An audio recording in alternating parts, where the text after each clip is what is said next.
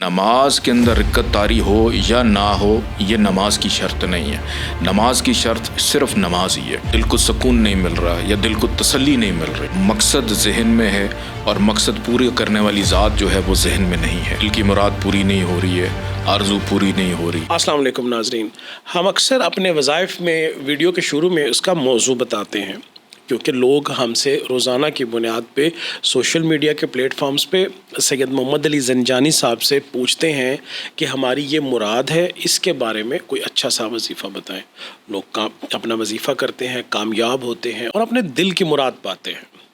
لیکن بہت ساری ایک ایسی سید محمد علی زنجانی صاحب لوگوں کی ایک تعداد ہے جو کہ مراد جو دل میں خواہش ہے، جو مطلوب ہے، وہ ظاہر نہیں کرنا چاہتے. وہ بس خواہش دل میں رکھتے ہیں کہ بس میری دل کی ایک مراد ہے.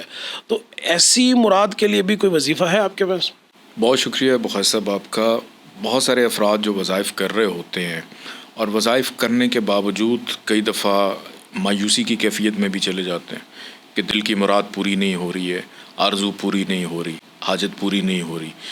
تو کرنے والی ذات اللہ کی ہے کہ جس انسان کو اپنی عبادت میں یا اپنے وظائف میں لطف نہیں مل رہا، دل کو سکون نہیں مل رہا یا دل کو تسلی نہیں مل رہی، تو اس کا مطلب یہ ہے کہ مقصد ذہن میں ہے اور مقصد پورے کرنے والی ذات جو ہے وہ ذہن میں نہیں ہے.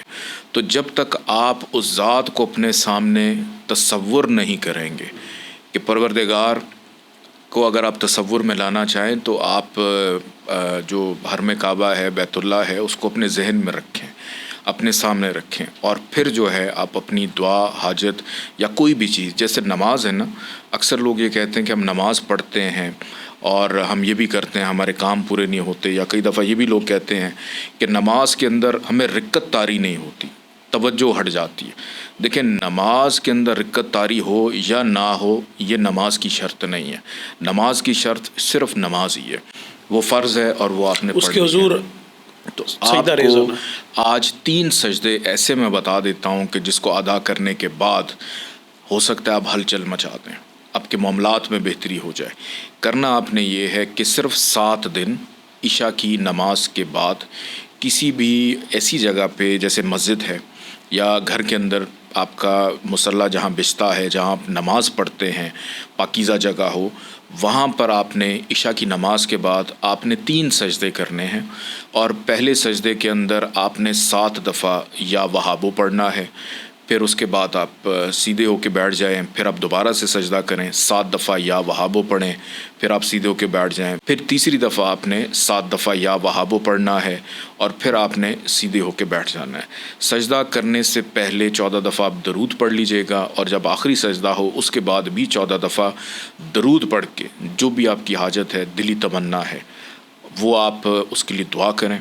تو انشاءاللہ تعالیٰ ان 3 سجدوں کے بعد امید ہے کہ اللہ پاک آسانی دے گا. لیکن یہ سجدے جو 3 آپ نے کرنے ہیں، یہ آپ نے 7 دن مسلسل عشاء کی نماز کے بعد 1 دن، 2 دن، 3 دن کے 7 دن مسلسل آپ نے اس کو کرنا ہے. تو انشاءاللہ امید ہے کہ 7 دنوں کے اندر آپ کی دلی مراد تمنا پوری ہو سکتی ہے. بہت شکریہ. سید محمد علی زنجانی صاحب نے آج جو بارگاہ الہی میں سربسجود ہو کے اپنی خواہش کی تکمیل کے لیے اللہ پاک سے جو آپ نے دعا کرنی ہے، انشاءاللہ اس وظیفے کے سجدوں کے بعد اللہ تعالیٰ آپ کی دلی مراد یقینی طور پر پوری کریں گے.